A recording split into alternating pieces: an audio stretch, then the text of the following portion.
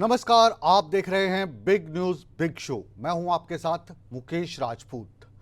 Big news big show में आज हम बात करेंगे भारत में कनाडा के नागरिकों को क्यों कहा गया no entry.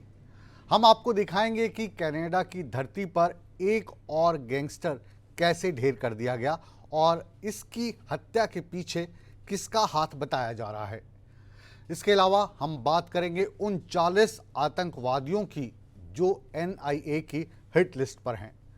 Big news big show में आपको हम ये भी दिखाएंगे कि क्या स्कूल में पढ़ने वाला आपका लाडला या लाडली वहां पर महफूज हैं या नहीं।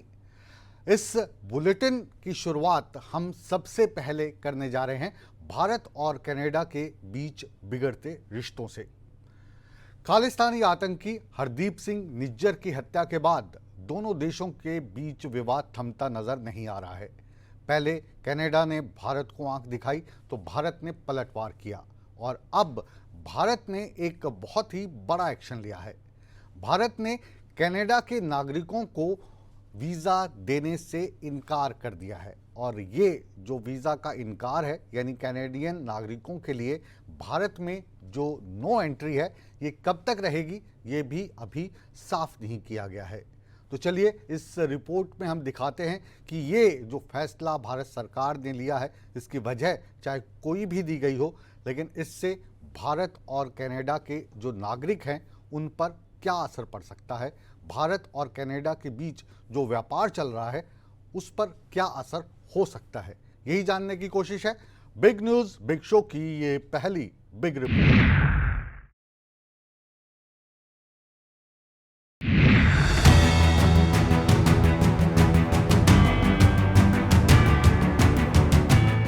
Over the past number of weeks, Canadian security agencies have been actively pursuing credible allegations of a potential link between agents of the government of India and the killing of a Canadian citizen, Hardeep Singh Nijjar. Khalistani आतंकवादी हरदीप सिंह निज्जर की हत्या पर Canada के प्रधानमंत्री Justin Trudeau का यह बयान अब कनाडा के गले की फांस बनता जा रहा है। जस्टिन ट्रूडो ने भले ही अपने बयान से यू टर्न ले लिया हो, लेकिन भारत उनकी गुस्ताखी को माफ करने के मूड में नहीं है। दोनों देशों के बीच बढ़ते विवाद के बीच भारत ने कनाडा के खिलाफ बड़ा एक्शन लिया है। भारत ने कनाडा के नागरिकों की भारत में नो एंट्री कर दी है। कनाडा पर सख्ती दिखाते हुए खालिस्तानी आतंकियों को पनाह दे रहे कनाडा के खिलाफ मोदी सरकार ने और सख्त रुख अपना लिया है। कनाडा के नागरिकों के लिए भारत ने अनिश्चित काल तक वीजा सर्विस बंद कर दी है।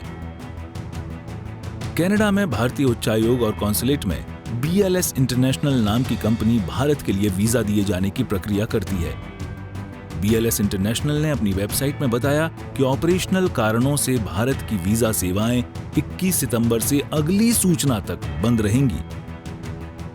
भारत की तरफ से कनाडा के नागरिकों को वीजा दिया जाना बंद करने से दोनों देशों के संबंधों में और तनाव आ सकता है। कनाडा और भारत के बीच पिछले 2 दिनों से काफी तनाव बढ़ गया है। कनाडा के PM जस्टिन ट्रूडो ने अपने देश की संसद में बताया था कि इस साल जून में खालिस्तानी आतंकी हरदीप सिंह निज्जर की हुई हत्या में भारतीय एजेंसियों का हाथ हो सकता है। भारत पर यह आरोप लगाने वाले ट्रूडो ने कोई सबूत तक नहीं दिया। कनाडा ने ट्रूडो के बयान के बाद भारतीय उच्चायोग के एक वरिष्ठ राजनयिक को निष्कासित कर दिया था। इसके बाद भारत ने करारा जवाब देते हुए कनाडा के उच्चायोग के एक वरिष्ठ राजनयिक को देश छोड़कर जाने का हुक्म दिया था। भारत के इस एक्शन के बाद कनाडा के प्रधानमंत्री जस्टिन ट्रूडो के तेवर नरम पड़े थे और उन्हें अपने बयान पर सफाई देनी पड़ी थी। As I've said, India and the government of India needs to take this matter with the utmost seriousness. We are doing that. We are not looking to provoke or escalate. We are simply laying out the facts as we understand them, and we want to work with the government of India to lay everything clear and to ensure that there is proper is that India and the government of India takes seriously this matter. It is extremely serious, and it has far-reaching consequences in international law and otherwise. For Canada, as I said yesterday, we're going to remain calm. We're going to remain grounded in our democratic principles and values, We're going to follow the evidence and make sure that the work is done to hold people. Justin Trudeau बेशक back foot पर आ गए हों, लेकिन अब Bharat are पार की लड़ाई के mood में है। भारत ने वीजा सर्विस बंद कर ये जता दिया है कि अगर किसी भी देश में भारत विरोधी गतिविधियों को पनपने दिया गया तो भारत इसे बर्दाश्त नहीं करेगा। बहरहाल अब ये देखना होगा कि आगे दोनों देशों के बीच बढ़ते तनाव में और क्या क्या होता है, क्योंकि भारत के खिलाफ बयान देकर प्रधानमंत्री अपने ही देश में दबाव में हैं। अब इसकी वजह भी जान लीजिए। आपको बता दें कि कनाडा में भारतीय मूल की आबादी करीब 3% है। कनाडा में भारतीय मूल के 17 सांसद भी हैं। कनाडा की आर्थिक स्थिति को मजबूत करने में पिछले 5 दशकों से भारतीय मूल के लोगों का अहम योगदान रहा है। ब्यूरो रिपोर्ट, सूर्या समाचार।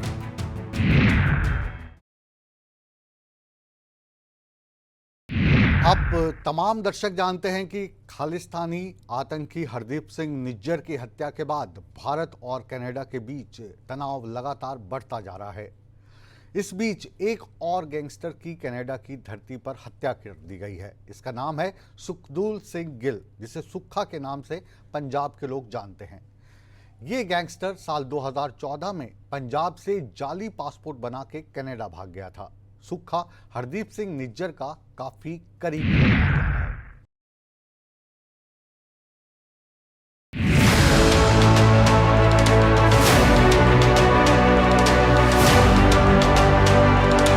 कनाडा में खालिस्तान आतंकी ढेर हुआ तो कनाडा और भारत में तनातनी हो गई। कनाडा ने हत्या को लेकर आंख दिखाई तो भारत ने माकूल जवाब दिया। दोनों देशों के बीच तनातनी अब भी जारी है और इस बीच कनाडा में भारत का एक कैटेगरी का गैंगस्टर ढेर कर दिया गया। सुक्खा को कनाडा के विनीपिग में गोलियां मारी गई है।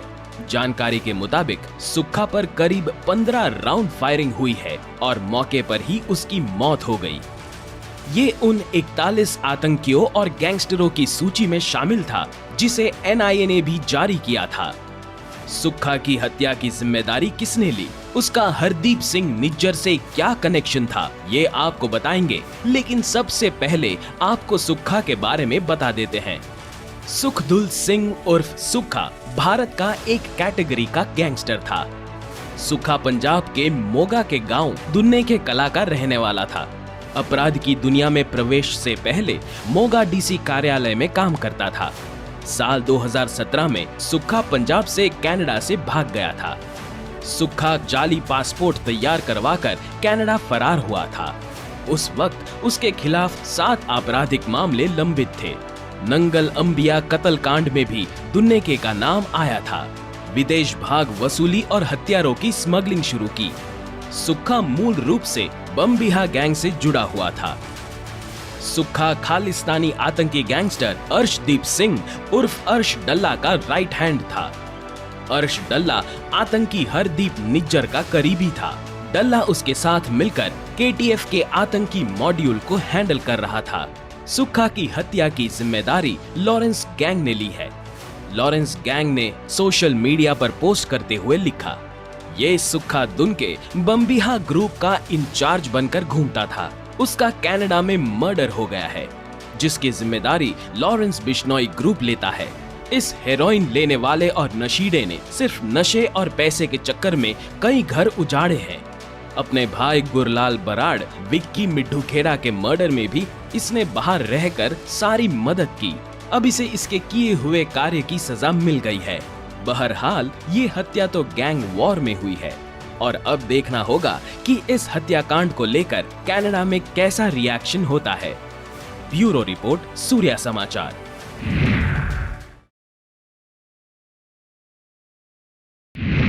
हर एक्शन का एक रिएक्शन होता है और इसी रिएक्शन के चलते हमारी राष्ट्रीय जांच एजेंसी एनआईए ने अब 43 आतंकवादियों की एक लिस्ट तैयार की है। इसमें कुख्यात आतंकवादी हैं, कौन कौन ये लोग हैं और इनका संबंध अधिकतर कौन से राज्य से है और इन 43 लोगों को एनआईए ने अपनी रडार पर क्यों रखा है, आइए जानते हैं हमारी इस विशेष रिपोर्ट में।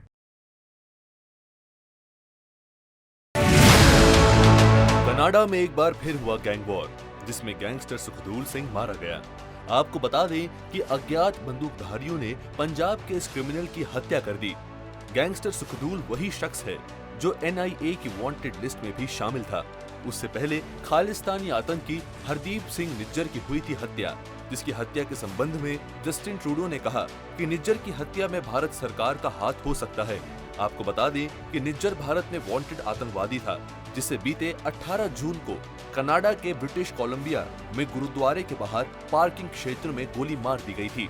जिस प्रकार से निज्जर की हत्या का आरोप जस्टिन ट्रूडो ने भारत पर लगाया, उसके बाद भारत ने करारा जवाब दिया। वहीं NIA ने कनाडी से संबंध रखने वाले आतंकी गैंगस्टर नेटवर्क से जुड़े 43 लोगों की एक लिस्ट जारी की, जिसके संबंध में NIA ने कहा कि अगर किसी व्यक्ति के पास इन लोगों से संबंधित कोई भी जानकारी है तो वो NIA के साथ जरूर शेयर करें। NIA ने जो लिस्ट जारी की उसमें लॉरेंस बिश्नोई, जसदीप सिंह, काला जेठरी उर्फ संदीप, वीरेंद्र प्रताप उर्फ काला राणा और जोगिंदर सिंह की तस्वीरें उनके नाम के साथ साझा की गई हैं। इनमें कई भारत की जेल में बंद हैं, तो कुछ भारत से फरार होकर विदेशों से भारत में आतंक फैला रहे हैं। इनमें जोर देकर कहा गया है कि इनमें से कई गैंगस्टर कनाडा में रह रहे हैं। NIA ने लोगों से इस लिस्ट के गैंगस्टर्स, उनके सहयोगियों, दोस्तों और रिश्तेदारों के नाम पर स्वामित्व वाली संपत्तियों, परिसंपत्तियों, व्यवसायों के बारे में डिटेल शेयर करने का भी अनुरोध किया है। अब उन नामों के बारे में भी जान लें जिनका संबंध पंजाब से है। कनाडा में रहने वाले गैंगस्टरों की लिस्ट। NIA की लिस्ट में पंजाब के गैंगस्टर अर्शदीप सिंह उर्फ अर्श डाला मोगा, चरणजीत सिंह उर्फ रिंकू भीला बरनाला, गुरदीप सिंह उर्फ बाबू डाला लुधियाना, लखबीर सिंह उर्फ लांडा तरन तारन, रमनदीप सिंह उर्फ रमन जज फिरोजपुर, सतवीर सिंह उर्फ सैम फाजिलका, सनोवर ढिल्लन अमृतसर, सुखदूल सिंह उर्फ सुखा मोगा, जिसकी 20 सितंबर 2023 को कनाडा में गैंग वॉर में हत्या हो गई थी। वहीं इससे NIA की लिस्ट में ऐसे भी गैंगस्टरों की लंबी फहरिस्त है जो या तो फरार है या फिर जेल में हैं, और कई तो गैंग वॉर में मारे गए हैं। NIA की लिस्ट में गैंगस्टर लॉरेंस बिश्नोई, जसदीप सिंह, काला जेठरी उर्फ संदीप, वीरेंद्र प्रताप उर्फ काला राणा, जोगिंदर सिंह, राजेश कुमार उर्फ राजू मोटा, राजकुमार लियास, राजू बसोदी, अनिल छिप्पी, मोहम्मद शाहबाज, गोल्डी बरार अंसारी, सचिन थापन बिश्नोई, अनमोल बिश्नोई, विक्रमजीत सिंह उर्फ विक्रम बराड़, दरमान सिंह उर्फ दरमानियोट कहालो, अर्शदीप सिंह गिल, सुरेंद्र सिंह उर्फ चीकू, दिलीप कुमार उर्फ भोला। फहरिस्त लंबी है और NIA की तलाश लगातार जारी है। NIA ने इन तस्वीरों में दिख रहे गैंगस्टरों के संबंध में किसी भी प्रकार की जानकारी मिलने पर लोगों से बताने की अपील की और अपराधियों के सहयोगियों, दोस्तों और रिश्तेदारों के नाम पर कोई भी जानकारी देने की आम लोगों से अपील की है। ब्यूरो रिपोर्ट, सूर्या समाचार।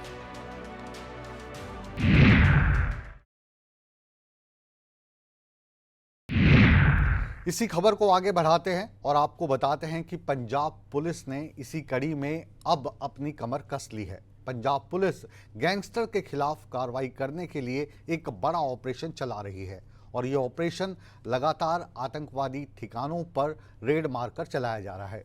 ऑपरेशन में चाहे गोल्डी बराड़ के करीबी हों या लॉरेंस बिश्नोई के या दूसरी किसी गैंग के, NIA और पंजाब पुलिस की नज़र अब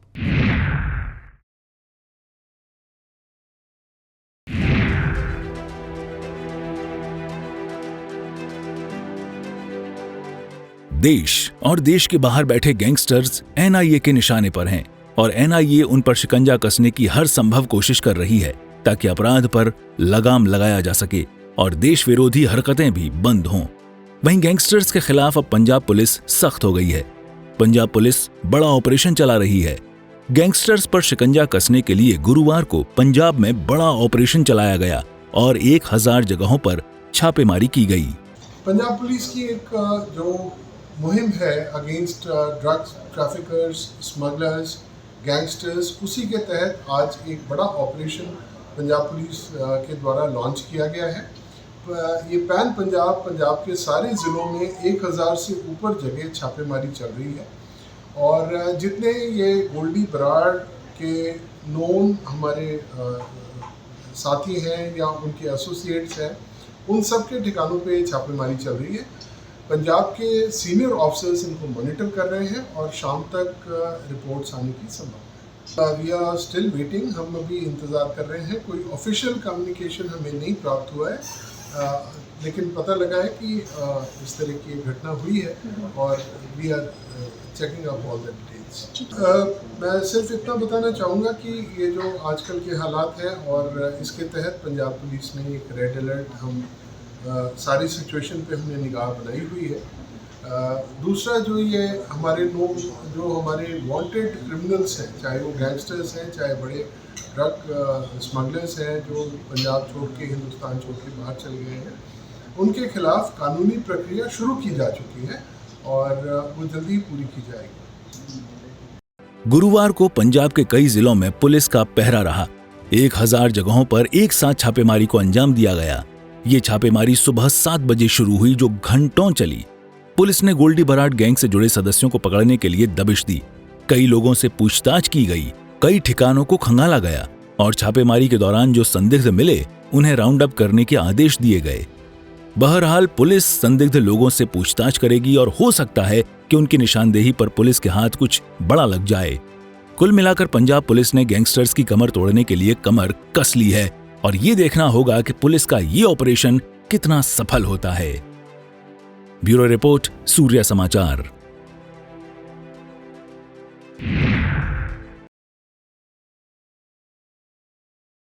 और बिग न्यूज बिग शो में अब बात करते हैं महिला आरक्षण बिल की। ये बिल बुधवार को लोकसभा में रखा गया और फिर इसके बाद राज्यसभा में पेश किया गया।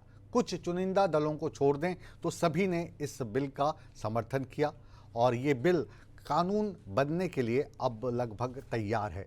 इस बिल के माध्यम से अब 33% महिलाओं को आरक्षण मिल पाएगा।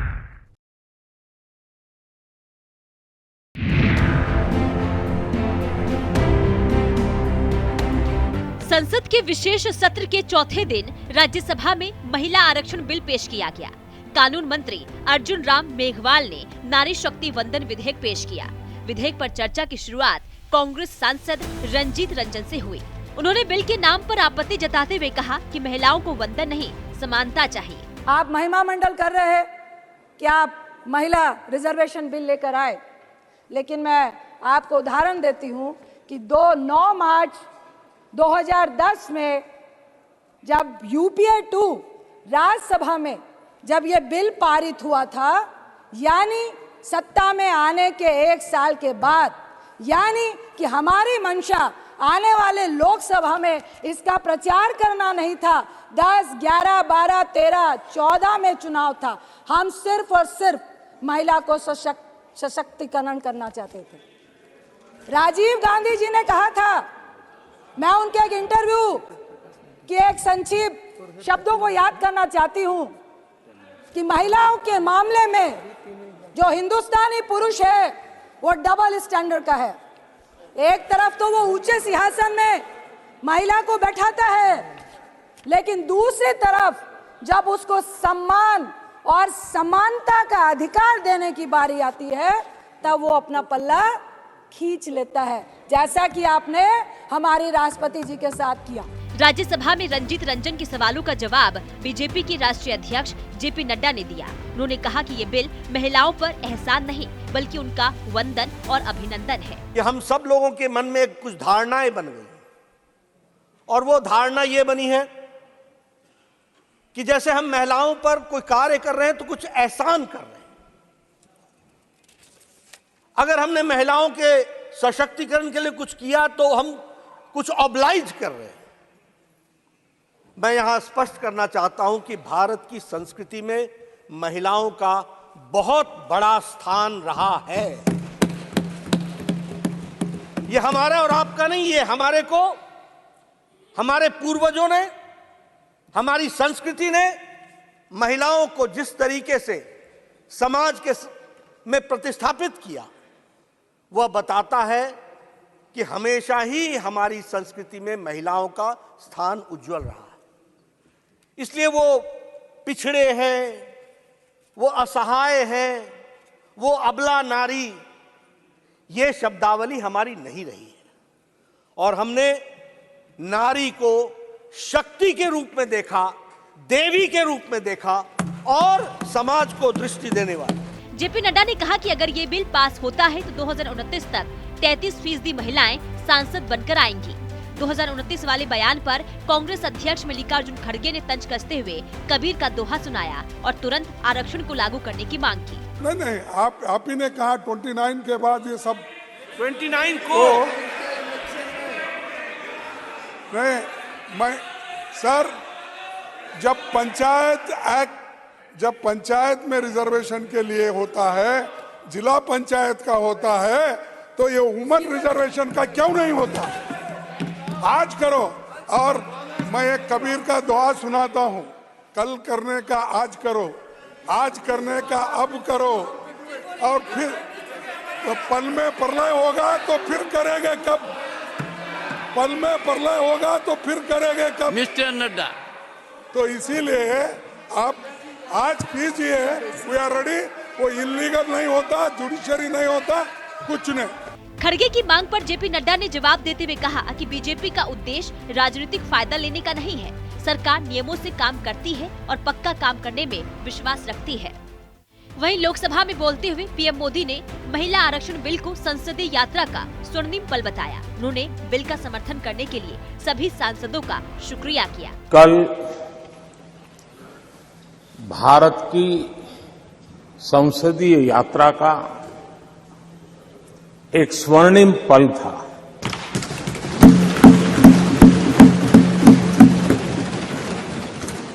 और उस स्वर्णिम पल के हकदार इस सदन के सभी सदस्य हैं, सभी दल के सदस्य हैं, सभी दल के नेता भी हैं। सदन में हो या वह सदन के बाहर हो, वे भी उतने ही हकदार हैं। काबिले गौर है कि महिला आरक्षण बिल कानून बनने के बाद लोकसभा और सभी राज्यों की विधानसभा में महिलाओं को 33% आरक्षण मिलेगा। लोकसभा में ये आरक्षण 2029 से लागू होगा। ब्यूरो रिपोर्ट, सूर्य समाचार। नई संसद भवन में नारी शक्ति बंधन बिल पास होने के बाद देश भर में महिलाओं का उत्साह देखने वाला है। आज इन्हीं में से कुछ महिलाएं हरियाणा के मुख्यमंत्री मनोहर लाल खट्टर से दिल्ली के हरियाणा भवन में मिली।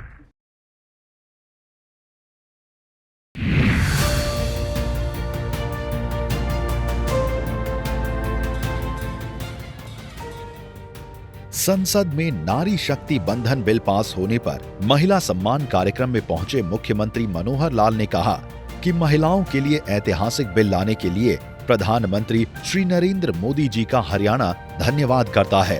हरियाणा में हमारी सरकार ने पहले ही महिलाओं को 50% का आरक्षण दे दिया था। नरेंद्र मोदी के नेतृत्व में लिए गए इस फैसले से आधी आबादी को उनका हक मिलना सुनिश्चित होगा। 2015 में पानीपत की धरा से प्रधानमंत्री नरेंद्र मोदी जी ने बेटी बचाओ बेटी पढ़ाओ अभियान की शुरुआत की थी। आज के इस दिन पर मैं सबसे पहले तो प्रधानमंत्री श्री नरेंद्र मोदी जी का बहुत बहुत धन्यवाद करता हूं, उनका आभारी हूं, उनको इस बात की सराहना करता हूं कि एक लंबे समय से जो एक मांग चली आ रही थी कि इस डेमोक्रेटिक सेटअप में, इस राजनीतिक क्षेत्र में, इस चुनावी प्रक्रिया में हमारी बहनों की, माताओं की, इनकी भागीदारी सुनिश्चित हो। ये भी ठीक है कि एक ऐसा प्रावधान किया गया है कि बहुत ही एक महिलाओं के सशक्तिकरण के नाते से याद रखा जाएगा। वैसे तो हरियाणा में हम अपनी मातृशक्ति महिलाएं, बेटियां, बहनें, उनके लिए कई काम जो हमने किए, उसमें एक मूलभूत काम जो था 2015 में 22 जनवरी को जो हमने एक सम्मेलन कराया था बेटी बचाओ बेटी पढ़ाओ का, पानीपत में ही प्रधानमंत्री जी के स्वयं के इनिशिएटिव पर वो सब था। मुख्यमंत्री मनोहर लाल ने कहा कि महिलाओं को अधिकार दिलाने वाला बिल पास होने से सभी बहनों के चेहरे पर रौनक नजर आ रही है। इस बिल के पास होने से हमारी बहनों, माताओं की राजनीति में भागीदारी सुनिश्चित होगी। हरियाणा अपने आप में गवाह है इस बात का कि हमने अपने स्थानीय स्वशासन में, चाहे पंचायती राज है, चाहे नगरीय शासन है, उसमें हमने पहले से ही 50% का प्रतिनिधित्व तय कर दिया था। और उस समय हमें बड़ा एक ऐसी पोजीशन आती थी जब हमारे मीडिया के मित्र पूछते थे कि आपने यहाँ तो कर दिया है, लेकिन विधानसभा लोकसभा में कब होगा, तो हम हमेशा की बात कहते थे कि राष्ट्रीय स्तर का एक कानून जब तक नहीं बनता है, पार्लियामेंट जब तक इस विषय में आगे नहीं बढ़ाती विषय को, तब तक हम तो नहीं इस पर कुछ कह सकते। लेकिन देखिए वो दिन आ गया स्पेशल सेशन बुलाया गया, स्पेशल भवन, मुझे लगता है शायद इस भवन का जो निर्माण हुआ होगा सोच समझ के किया होगा कि इतना बड़ा काम इस नए संसद भवन के अंदर जाके किया जाएगा। पहले दिन ही ये बिल पेश हुआ, पास हुआ और राज्यसभा में पास होगा, फिर सभी देश की जो विधानसभाएं हैं उनमें ये बिल जाएगा, फिर उसके बाद फाइनली ये एक प्रकार का एक कानून बन जाएगा। आपको बता दें कि नई संसद के पहले दिन ही महिला विधेयक बिल पेश हुआ और प्रचंड बहुमत से पास भी हुआ। 2029 के चुनाव से पहले इस कानून से जुड़ी हुई सभी प्रक्रिया पूरी हो जाएंगी। मुख्यमंत्री मनोहर लाल ने अपनी बात आगे बढ़ाते हुए कहा कि 2015 में हमने बेटी बचाओ बेटी पढ़ाओ की शुरुआत की थी, जिसका परिणाम है कि हरियाणा बेटी बचाने वाला प्रदेश बन गया है। आज हरियाणा में 923-926 का रेशियो बन गया है। 2029 का जो चुनाव है उससे पहले सब प्रक्रियाएं होने के बाद उस समय बहनें और अधिक मुस्कुराएंगी और जिन बहनों के चुनाव लड़ने के कारण से हमारे दूसरे बंधु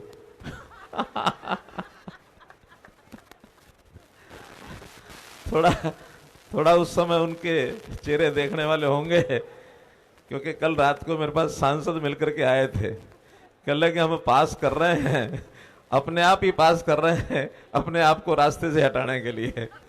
अब बेटी बचाने वाला प्रदेश सबसे अग्रणी प्रदेश इस नाते से, जो 871 की उस समय जो ऑफिशियल एक आंकड़ा दिया जाता था कि जेंडर रेशो उस समय थी, आज वही जेंडर रेशो 923-926 एनुअल स्तर के ऊपर पहुंच गई है। आपको बता दें कि कार्यक्रम में हरियाणा के अलग अलग जिलों से दिल्ली आई हुई महिलाओं से मुख्यमंत्री मनोहर लाल ने मुलाकात की। मुख्यमंत्री से मुलाकात के बाद सभी महिलाएं नई संसद की ओर रवाना हुई। महिलाओं ने इस मौके पर खुशी जताई और आभार व्यक्त किया। हमें बहुत खुशी हुई, हम धन्यवाद करते हैं प्रधानमंत्री मोदी जी का और हमारे हरियाणा के स्टेट के मुख्यमंत्री जी मनोहर लाल खट्टर जी का, जिन्होंने कि 33% का आरक्षण बीबियों को विधानसभा और पार्लियामेंट में दिया। आज उस खुशी में हम संसद भवन में आप लोगों की भागीदारी बढ़ गई जाएगी। अब लोकसभा में भी विधानसभा में भी आप लोग भी अब चुनाव लड़ सकेंगे जब ये कानून बन जाए। मोदी जी का सराहनीय कदम है, उनके बहुत आभारी है इस बिल के लिए उनके कि उन्होंने मोदी जी के बारी है, मोदी जी हैं तो मुमकिन है, इसलिए इसकी बारी आई है। अब हम देखेंगे हम क्या करेंगे, आप लोग भी देखना, ठीक है।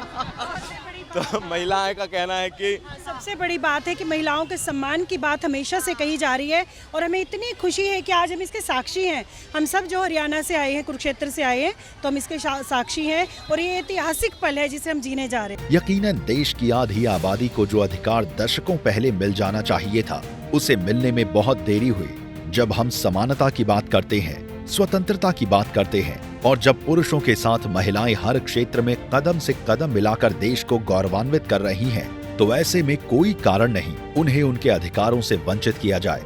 नारी शक्ति बंधन बिल के पूर्ण बहुमत से पास होने पर आने वाले समय में लोकसभा हो या फिर विधानसभा, नारी शक्ति की धमक जरूर देखने को मिलेगी।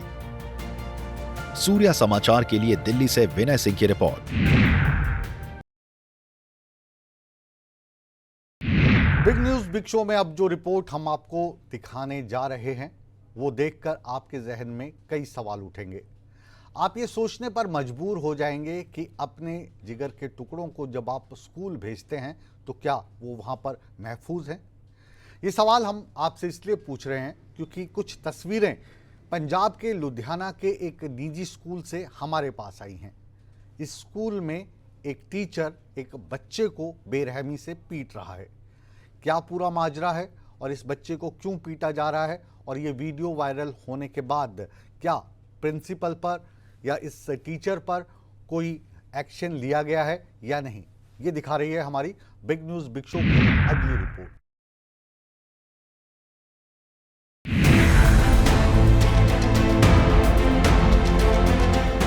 घर के बाद स्कूल में बच्चा खुद को सबसे सुरक्षित महसूस करता है, लेकिन अब तो शिक्षा का मंदिर कहे जाने वाला स्कूल भी महफूज नहीं रहा है। ये हम नहीं कह रहे, बल्कि लुधियाना से आई ये तस्वीर कह रही है। पहले इन तस्वीरों को गौर से देखिए, फिर पूरा मांजरा तफसील से बताएंगे। इन तस्वीरों को देखकर किसी का भी कलेजा कांप उठेगा, किसी की भी रूह सिसक उठेगी। जहन में सवाल उठेंगे कि ये क्या हो रहा है। शिष्य पर गुरु का ऐसा सितम क्यों?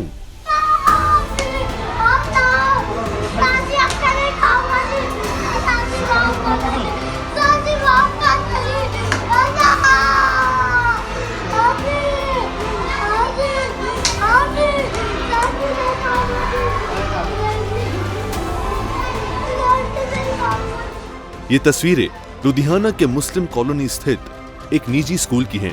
तस्वीरों में आप देख सकते हैं कि एक शिक्षक कैसे बच्चों को बेरहमी से पीट रहा है। दो छात्रों ने बच्चों के पैर पकड़ रखे हैं और टीचर बेरहमी से उस पर वार कर रहा है। बच्चा चीख चीख कर माफी मांग रहा है, लेकिन शिक्षक पर तो शैतान सवार है और उस पर कोई भी असर नहीं हो रहा है। दरअसल बच्चे पर आरोप था कि उसने अपने सहयोगी छात्र को पेंसिल मार दी थी। इसके बाद बच्चों पर 2 दिन तक स्टाफ ने जुल्म ढाया। स्कूल प्रिंसिपल ने 2 छात्रों से एलकेजी में पढ़ रहे बच्चों के हाथ और पांव पकड़वाए और फिर उसके पैरों पर डंडे बरसाए गए। इस दौरान बच्चा रहम के लिए चिल्लाता रहा। उधर परिजनों का आरोप है कि उनके बच्चे के साथ 2 दिन इसी तरह से मारपीट हुई है। स्कूल के ही किसी बच्चे ने इसकी वीडियो बना ली। बच्चा घर आया तो उसके पांव के तलवे लाल थे, वो चल भी नहीं पा रहा था। बच्चे की जांघें और बैक पर डंडे के गहरे निशान बने हुए थे। बहरहाल परिजनों ने पुलिस को शिकायत दी है। अब ये देखना होगा कि पुलिस इस पूरे मामले में क्या कार्रवाई करती है। लेकिन स्कूल में प्रिंसिपल की इस करतूत ने कई सवाल खड़े कर दिए हैं। लेकिन किसी बच्चे की गलती की इतनी बड़ी सजा दी जाएगी? क्या अब स्कूलों में 3rd ग्रेड दी जाएगी? और सबसे बड़ा सवाल कि ऐसे स्कूल के खिलाफ क्या एक्शन लिया जाएगा? ब्यूरो रिपोर्ट, सूर्य समाचार।